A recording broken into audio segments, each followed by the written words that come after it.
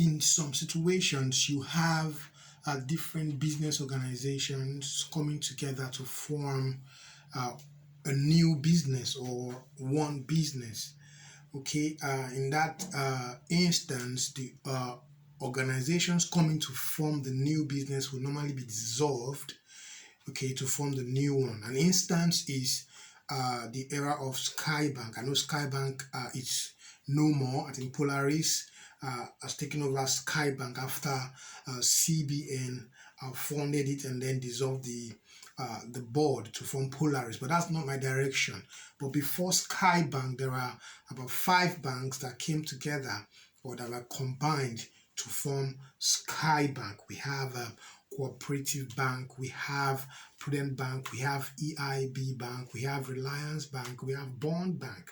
So these 5 banks came together to form Skybank. So the point I'm trying to make is that you can have 2 or more different organizations or 2 or more entities coming together to form a new entity, thereby dissolving the old entity. So basically in this class, we are looking at that arrangement, the arrangement where you have 2 different organizations or 2 or more different organizations coming together to form a new organization. Basically, we refer to it as amalgamation of businesses. So I already explained what amalgamation of business means. Basically, you are saying that 2 different organizations or more different organizations that are going concern, at least they are already operating, okay, and then there's an agreement that they discontinue their old operations to form a new operation that will be jointly giving their assets in respect of the new organization. They can as well jointly give their liability. So in a very simple form, what I'm saying is that you can have business A and business B coming together to form business AB. You can have business X and business Y coming together to form business XY, just like the way those 5 banks came together to form Sky Bank.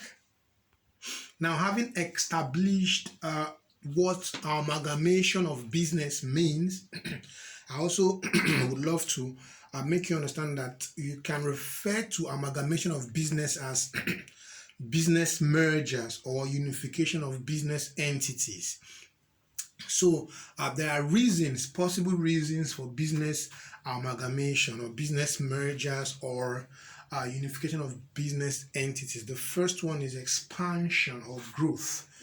Okay, basically you want to use that as an avenue to cover more areas. Take for instance, 5 banks coming together to form one. Basically, it will expand the branches of the new bank. So basically, the areas covered by the 2 or more different entities, okay, will be leveraged upon when they come together to form one singular entity. The next point there is to leverage on technical competence. What I'm trying to say is that, so basically you can have 2 different entities where you have one that has high technical competent employees or staff. So you can decide to come together to form one so that the other one can leverage on the technical competence of the second one. So you can have a shortfall here, and then you have what I call an excess here in terms of technical competence.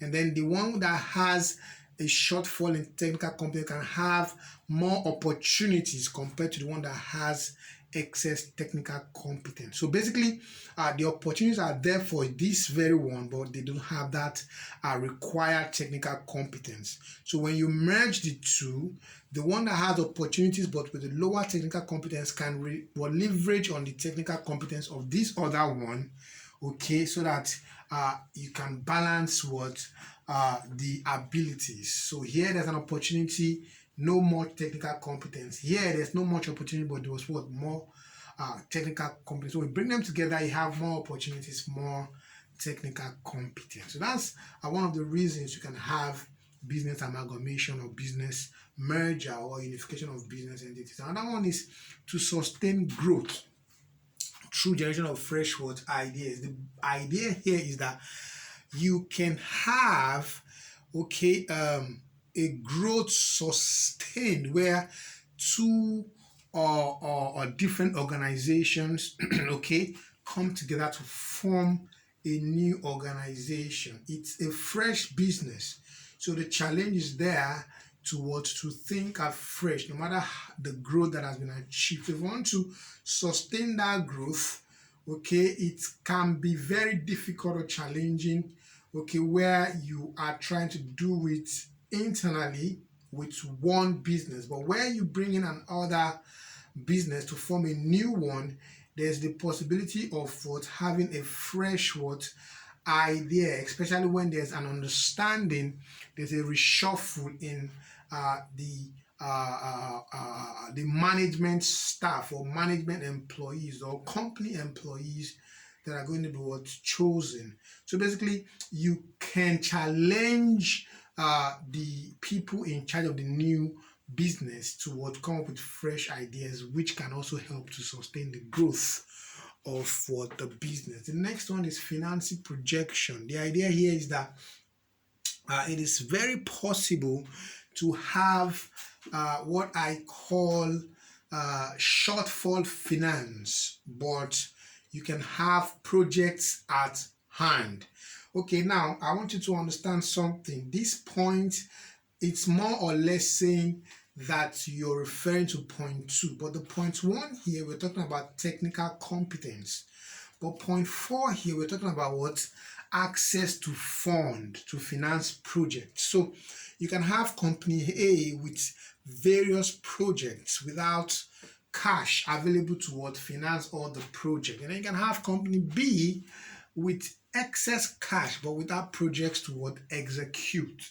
So you can have that agreement where both companies come together to form a new company so as to enable the projects at hand to be financed by the excess cash available in the other company. So basically, in order to finance projects, a way to do that is to do a merger or an amalgamation. The next one is risk sharing. Definitely, when there's high risk, it is easier when the burden is shared. Okay, just like when you try to share your portfolio risks.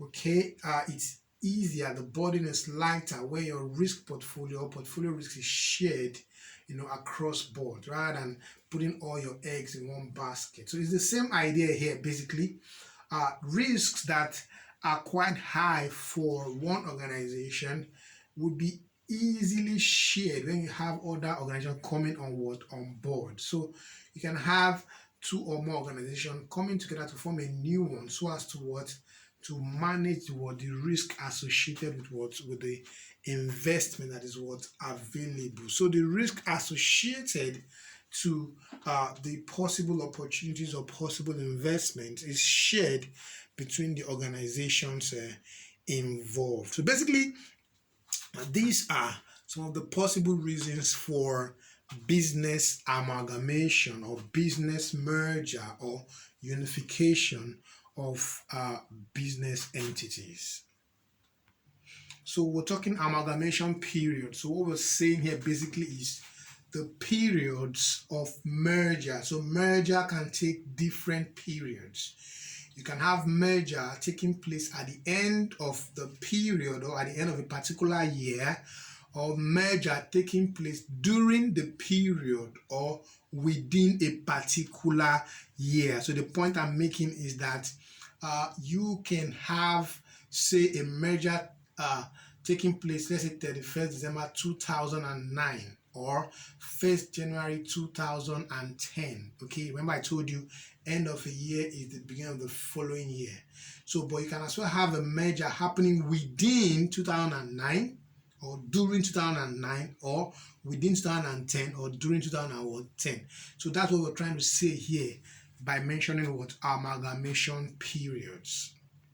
So the first one here is amalgamation at year end, okay, or at the end of the what period. So what we're saying here is that the balance sheet or the statement of financial position of the companies involved or the businesses involved can be ascertained, okay, and as such you can easily what dissolve the businesses involved through realization, okay, of assets and liabilities, and then what you are now based on the arrangement or the merger, you now start up for the new what business. Don't forget, I already taught you what realization is. We discussed realization of business in partnership. It's the same approach here. We also discussed purchase consideration, okay, in terms of what purchase of business. So it's the same idea. Okay, in partnership, if you remember, we discussed purchase consideration in a situation where a business owner or a partnership business is changing ownership. If you remember that class, we were able to identify purchase consideration as what? The value that the business that is buying over the other business and agree to pay for the assets and liabilities of what the business that is being bought over or the selling business. We also mentioned something like that in purchase of business, if you remember the purchase of business class. So if you have issue with purchase consideration, you can look at those two classes. Okay, we mentioned purchase consideration in partnership. We also mentioned purchase consideration in what? In purchase of business. So it's the same thing here. What we are saying is that you are dissolving the old business. So if we have business A, business what? B. Okay, we have been able to identify the balance sheet of these businesses. Okay, and now we're not saying that the assets and the liabilities, okay, are what are to be realized. What I mean by realized, you sell the assets so that you can pay up liabilities. But in this case, because you are merging, remember there's a new business. So the new business is paying for the assets of the old businesses. So there's going to be an arrangement, an agreement on what how the assets are to be what taken over and how the purchase consideration is what is agreed on. Because there's a new business and the old business are going to have interest in the new business. So there's going to be an agreement as to what how much what you pay the old business, okay, or what interest are you giving the old business in the new business. So that is just basically the idea here. You're bringing the old business to an end to form the new business based on the agreement, okay, between the businesses involved. Now this is amalgamation during the year, okay, or amalgamation within the year.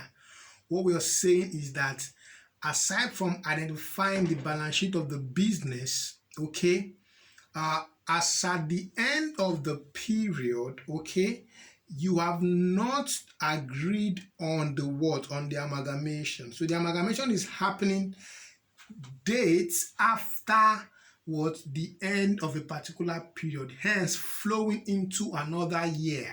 So what I'm saying, for instance, the businesses involved have their end of the year to be what? 31st December 2009. So another business year begins 2010. So there are activities in 2010. So if you have activity between January up to what? August, and then they now agree to amalgamate the business and then agree the date of amalgamation to be what? To be June. Okay, so June ends, June begins 31st May. Okay, so now we can say that what? There are activities that has happened within the year.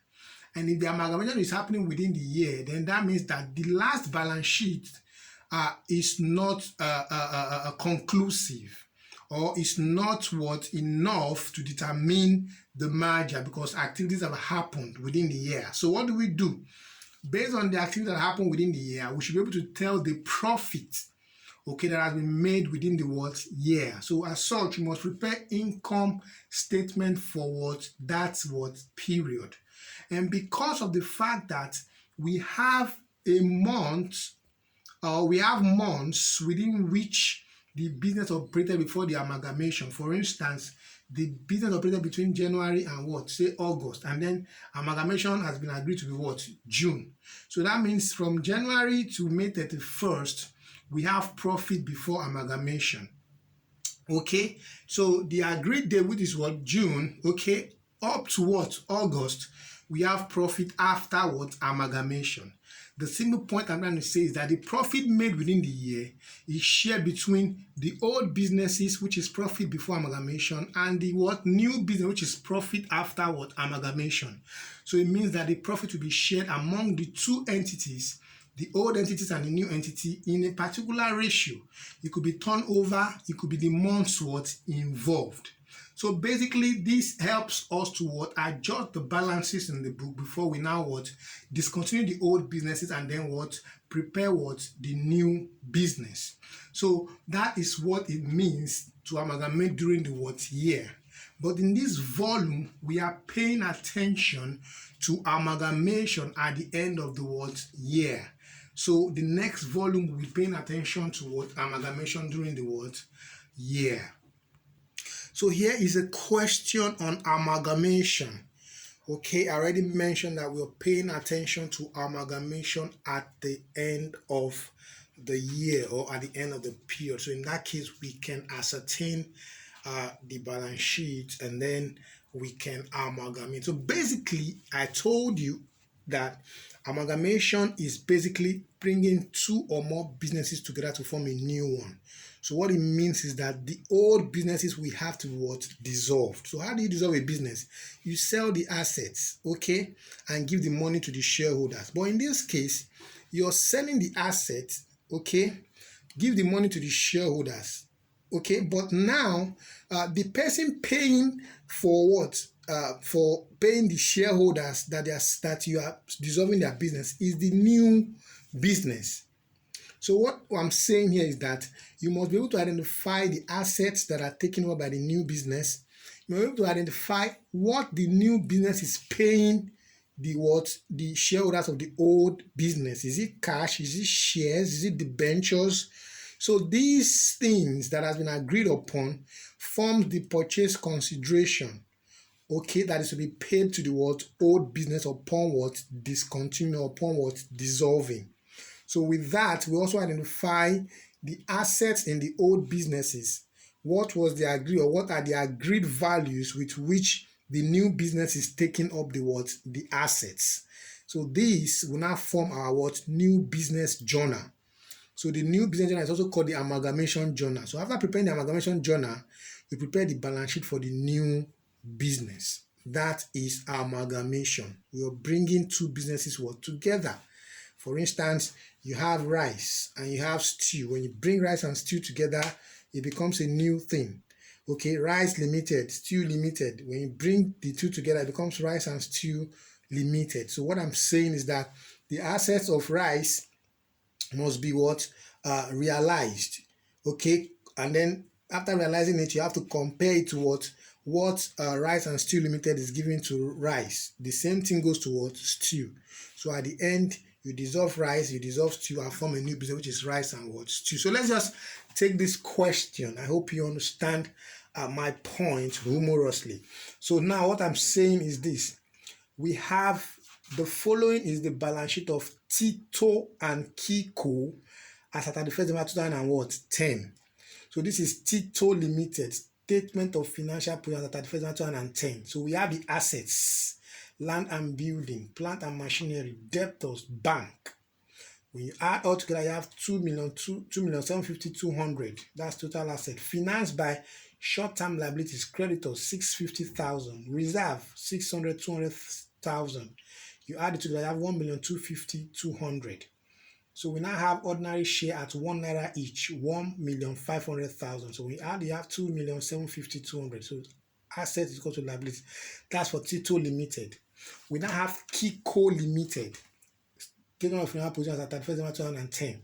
We have land and building, plant and machinery. We have 450, 480. Debtors 300,000. Bank 100,000. When you add all, you have 1,330,000. That's your total what? Asset. Financed by short-term liabilities, creditors 325,000. Reserve 200,000. When you add Together you have 525,000. Now the ordinary share at 1 naira each is what? 805,000. So when you add, you have 1,330,000. Total liabilities equals to what? Total assets. So we've been able to what? Identify or ascertain the balance sheet of Tito and the balance sheet of what? Kiko.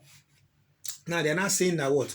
The two companies decided to merge on the 31st December 2010 to become a new company known as Kito Limited. Okay? Tito and Kiko forming Kito. Alright? They now said the authorized share capital of Kito Limited was agreed to be what? 4 million naira, broken into 3.6 million ordinary share capital and 400,000 preference what? Share. Okay, that's the authorized capital, and that is usually shown in the what? Memorandum of what? Association. I already explained that information of companies. Now they're not saying that the terms of the amalgamation were as follows. Okay, for Tito Limited, it was agreed that what? 5 ordinary shares of 1 naira each, fully paid, be given in exchange for 4 shares in Tito Limited. Okay, so it means that what? Every 5 ordinary shares, okay, that you have in Tito, you will get 4 in Kito, which is the new business. Okay, and then they said 550,000 be given to all shareholders. So that means that the new business is giving what? 4 shares to every 5 share that you have in what? In Tito, and also giving them what? 50,000 naira.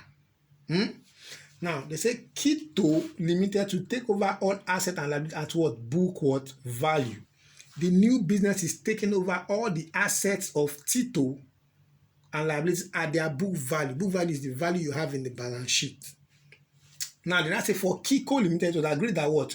4 ordinary shares of 1 naira each, fully paid, be given in exchange for what? 2 shares in Kiko Limited at 1 naira 10 kobo. So what are they saying? If you have 4 ordinary shares in Kiko Limited, you will get what? 2 in what? Kito, which is the new business. Then I say, and what? 30,000 be given to all shareholders. So that means that the new business is what? Giving every shareholder that has 4 units, is giving them 2 units, and it's now giving all of them 30,000 naira.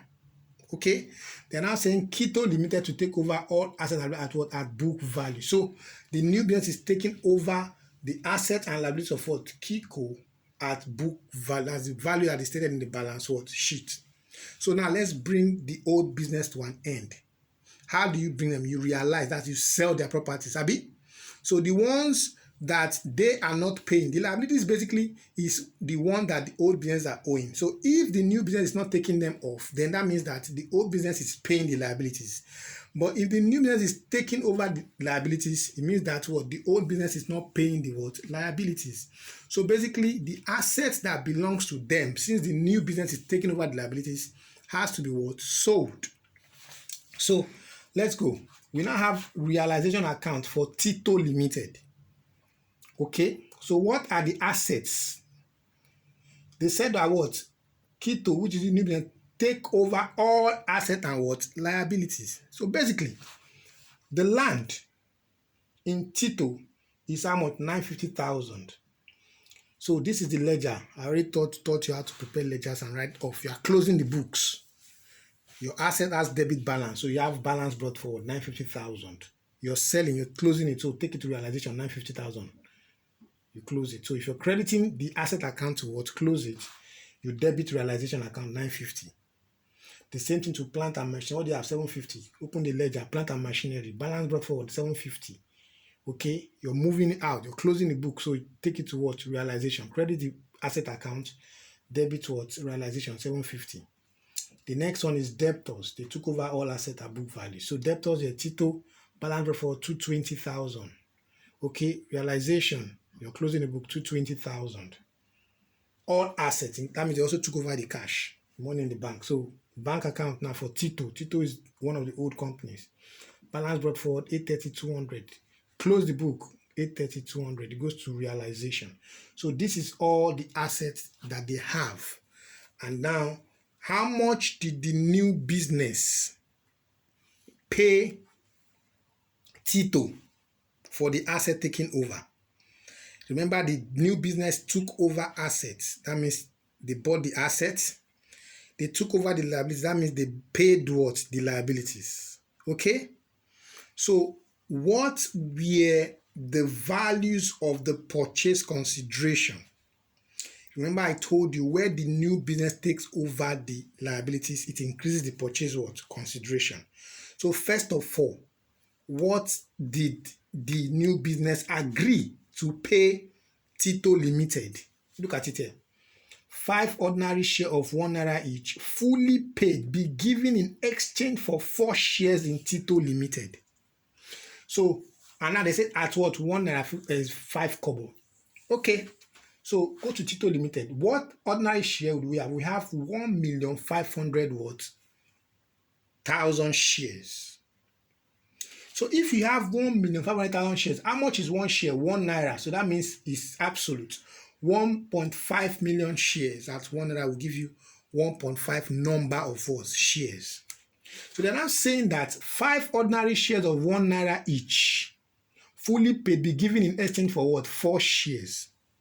So if you have 1.5 million shares, so if one person has 5, how many people has 5 in 1.5 ordinary shares? So basically we can say 1.5 million shares of Tito is for how many people? 1.5 million divided by what? 5 shares per head. So 1.5 million shares of Tito is for 300,000 heads. As if you divide 1.5 over what? 5. So you mean we have 300,000 people, okay, having 5 shares. So the agreement is that what? Every 5 shares take 4 shares. So that means we have 300,000 heads to get 4 shares per head. Abi, they said 5 ordinary shares giving a what? 4 shares. So that means that you're going to have 300,000 times 4 to get the number of shares exchange, okay, for the old shares. So that means 300,000 heads get what? 4 shares per head in Quito to be what? 1,200,000 shares. So they're now saying it was at how much? 1 naira 5 kobo. So it should now be the value of share will be what? 1,200,000 times 1 naira 5 kobo. That will be 1,260,000. Okay, so that means the purchase consideration is what? Shares of 1,260,000 plus they said they will pay cash 50,000 plus the cash. Then they took over the liabilities too. The new business took over the liability plus the liability. What's the liability of Tito Limited? Liability is what? Liability there is what? 650,000. So when you add together, you have 1,960,000. So they are giving what? Tito Limited 1,960,000 for all the assets in the business. So we now have, if you add 950, 750, 220, 830, 200, that will give you 2,750,200. Higher than what? Than the amount they are giving. So that means that what? Tito Limited shareholders are losing in this realization. So loss to Tito shareholders is what? 790,200. That closes the what? The books. Then we now have shareholders. The shareholders in Tito now open their own ledger. Balance brought forward, that's the balance they have from the balance sheet is what? 1,500,000. They have reserve here. Reserve is what? 600,200. You add it up. Okay, but they made a loss in the realization. So you debit them with the loss, 790,200. Okay, they received cash from where? From the new business, 50,000. They received shares, watch how much? 1,260,000. So when you put them together, it should what? Agree without any difference.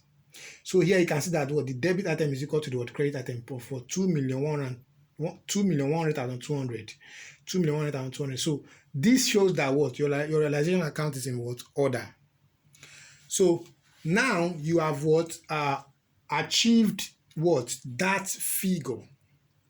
Okay, for what? For Tito Limited. So you do the same thing for Kiko Limited.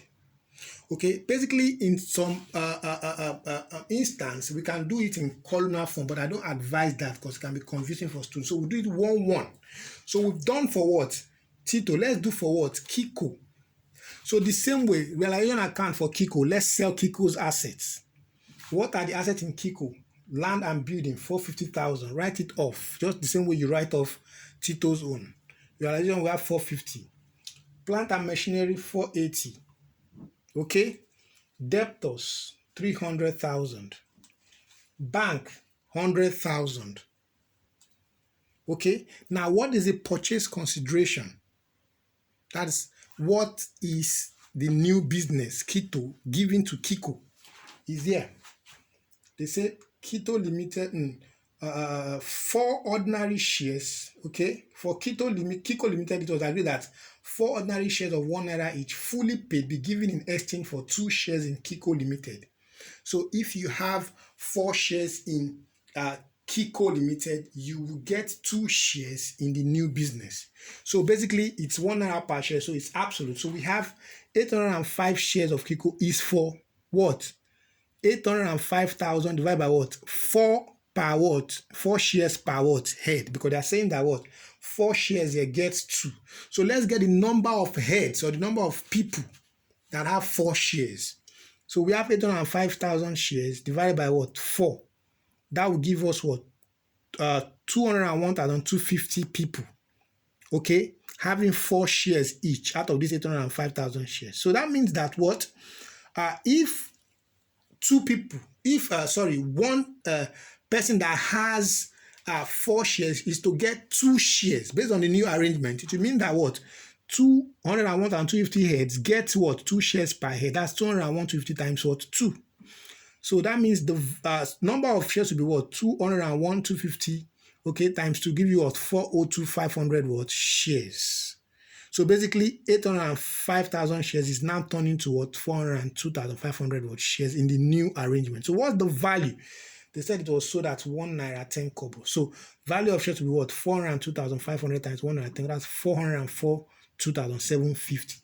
That's the number of shares that what? The new business is giving to what? Kito.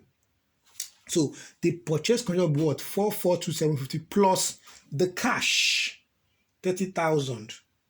Plus, what is the creditor taking over in what? Kiko Limited. Creditor here is 325,000. So when you add, you have 796.